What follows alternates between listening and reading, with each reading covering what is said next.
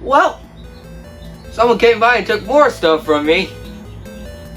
I need to get a lock for that door. Well, whoever came by did leave some baby chickens. You know, being left with such responsibility produces very important choices from someone. I'm gonna sell them on a blacklist to go buy back my Wii U, which apparently was on Whatnot this whole time. Man, these things are so hard to locate. Nintendo should really make a new model with a built-in tracker. Oh. Well, I guess I'm gonna have to do it myself. What follows is a brief construction montage. We hope you enjoyed this brief construction montage. Yeah, I think I need to work on my development skills a little bit.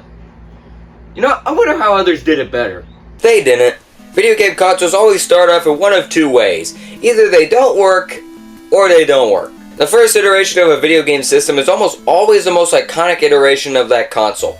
And sometimes it's the only iteration when it really shouldn't be. Most consoles surprisingly have a rough start from the first go-around, whether due to hardware failures, lack of cost effectiveness, acceptance into Sony Airlines. And this is why console redesigns are always important. These give consoles a second chance at existing, usually. But what most people don't realize is that most consoles actually get a second chance before their second chance. Console model upgrades is a way to call these things, and this is something that most people don't know about.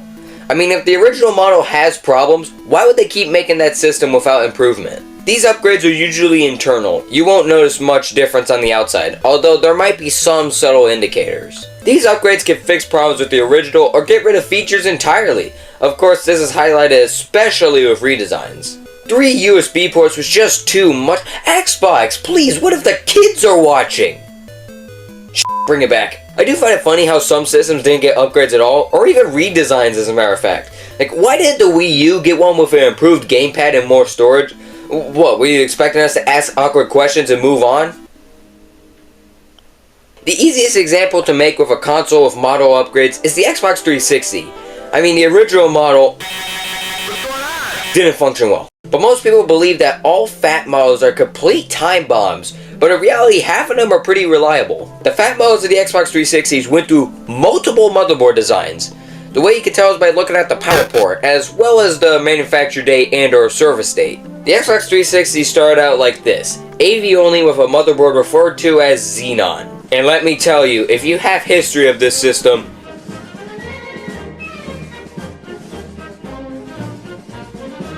this is arguably the worst motherboard to have for your 360 since it's the first one, but I'd argue the Zephyr is worse, despite being practically the same thing but with HDMI.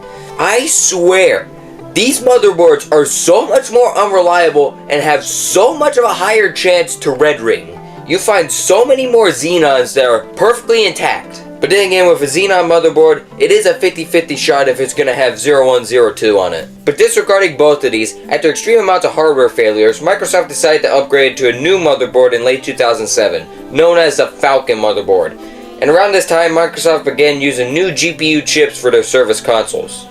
Go ahead, add that to the list variation. Depending on the year your Falcon was made, that will determine its reliability. It's really a coin toss of these. There were also Opus consoles, which were basically Falcons in a Xenon shell, meaning that there was no HDMI. These are very rare as they are only with specific Xenons sent to Microsoft for repair. But Microsoft struck again in late 2008 with the Jasper V1 and V2. The V2s, also known as Chronoses for you Xbox 360 nerds, were basically cured of red ring issues and even had built-in storage. These systems are tanks, which makes it really sad knowing that most people don't know about these models. But I'd argue the V1 Jasper is a better one to have than the V2 because that one still has a chance to have the Blaze dashboard on it after all of this time.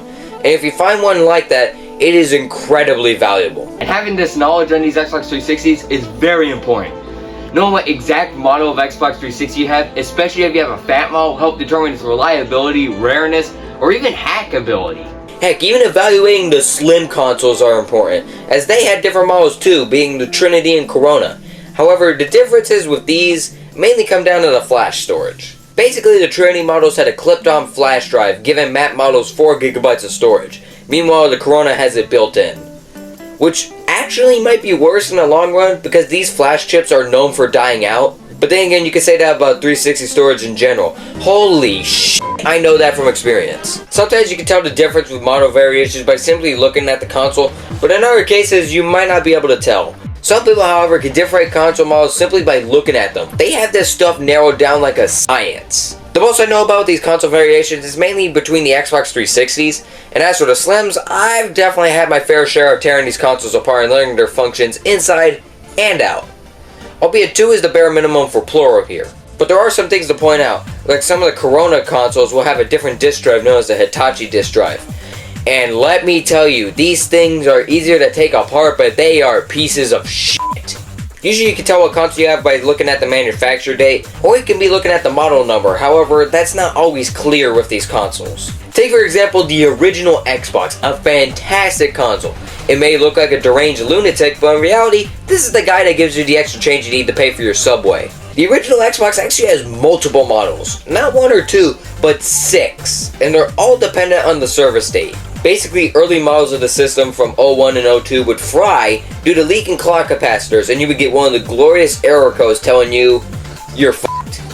Also, apparently the power modules had a chance of catching fire. You definitely want to have a model from late 2004 onwards, as they started to replace the clock capacitors with better ones around that time.